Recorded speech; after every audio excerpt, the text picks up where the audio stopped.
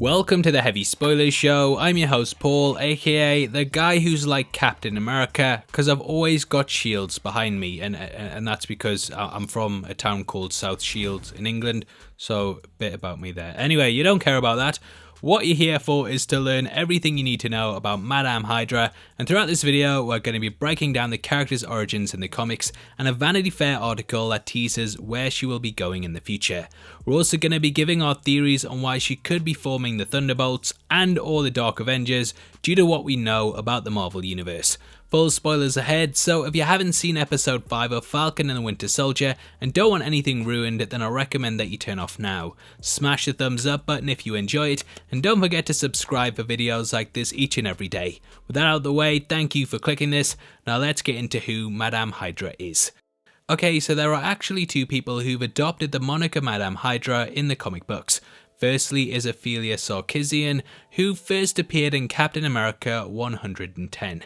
A Hungarian orphan, she was taken under Hydra's wing, and after being put through the organization's brutal training, she rose through the ranks and gained a position as one of its top leaders. However, she eventually left the group and joined the Serpent Society, which is where she killed its leader Viper and took his name. Now the other version of the character that we meet in the show is called Contessa Valentina Allegra de Fontaine, or Val for short. Just don't tell her I even thought that. Now both she and her family were sleeper agents for the group Leviathan, and they were placed inside an anti-communism movement. Here they caught the eye of Dum Dum Dugan, who was completely unaware that they were actually performing special operations for the group. Val ended up becoming a SHIELD agent, and during her training she came face to face with Nick Fury. Valentina actually bested him in hand-to-hand combat, and he was like, well, this is totally normal from a person in training, let's give her lots of power and authority. She ended up becoming a leading member of SHIELD, kind of person who has clearance level 10 and stuff, and she was sent on several missions. The Contessa was successful in a hell of a lot of them, and she even ended up starting a relationship with Nick Fury. Val actually drove a wedge between him and Captain America as she flirted with the latter off and on, and this angered Nick. It even led to the two facing off against each other, because if Cap is willing to travel through time just to get a girl, then you know the man will do whatever he can to steal yours. R.I.P. Peggy's husband. Now the Contessa gained more and more power over the years, and she secretly joined Hydra, which is where she took the Madame mantle. Val was pretty much a triple agent at this point, is it? I don't know. But she was working for a lot of people, and she betrayed Hydra to her masters Leviathan. The aforementioned Viper almost died during one of their many battles, and it led to an all-out war between several shadowy factions. Eventually she was discovered and unearthed as a sleeper agent within SHIELD, and the character was sent to prison to spend the rest of her days behind bars. Now as for the show version, we know she's out in the wild, and according to the wiki for Black Widow, she will be appearing in that movie too. Shoutouts to Superhero Nexus for sending me that bit of info, along with a Vanity Fair article that opens up a lot about where the character could be going in the future.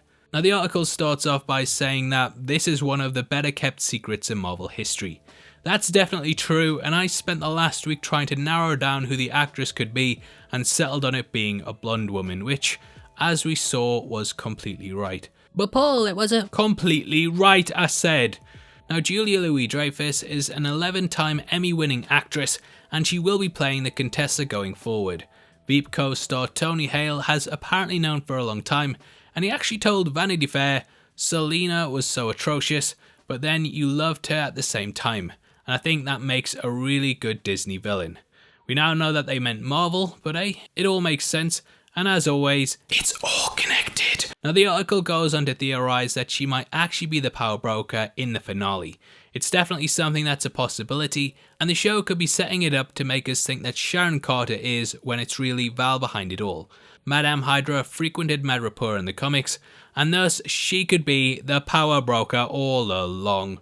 She clearly has a lot of things going on, and might even be keeping her eyes on Walker as a way to get the highly coveted serum from him. We know through Isaiah Bradley that it can be replicated once it's taken from someone's blood, and thus it does make a lot of sense that she would be able to get it from his cells.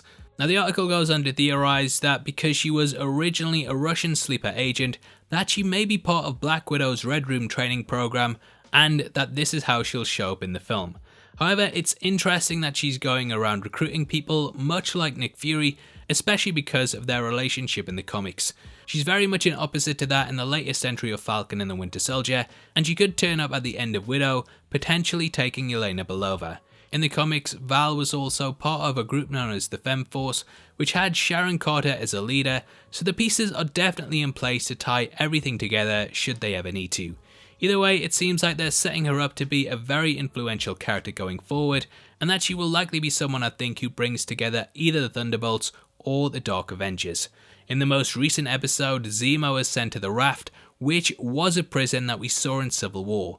Overseen by General Ross, he would go on to form the Thunderbolts, which is sort of an Avengers group of anti-heroes.